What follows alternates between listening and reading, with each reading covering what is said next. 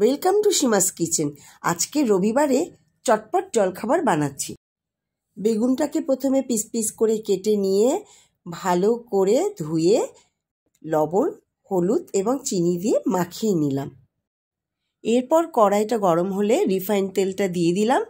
এক এক করে বেগুনগুলোকে ছেড়ে দিলাম এবং লাল লাল করে ভেজে তুলে নিলাম।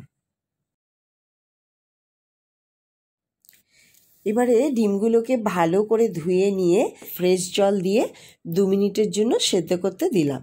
সেদ্ধ হওয়ার পর গরম জলটা ফেলে দিয়ে ঠান্ডা জল মিশিয়ে 5 মিনিটের জন্য রেখে দিয়েছিলাম।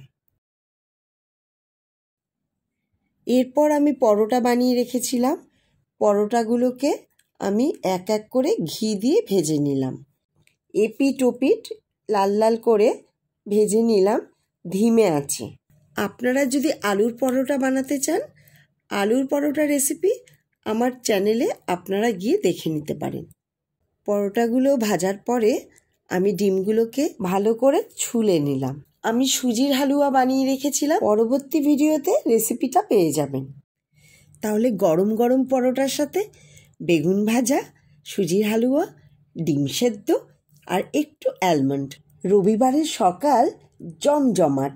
ভিডিওটা ভালো লাগলে সীমাস কিচেন চ্যানেলটি সাবস্ক্রাইব করে রাখুন, তার পাশে থাকা বেলটা প্রেস করে দেবেন। আমার নতুন কোনো ভিডিও আসলে অতি সত্বর আপনার কাছে যাতে পৌঁছে যেতে পারে।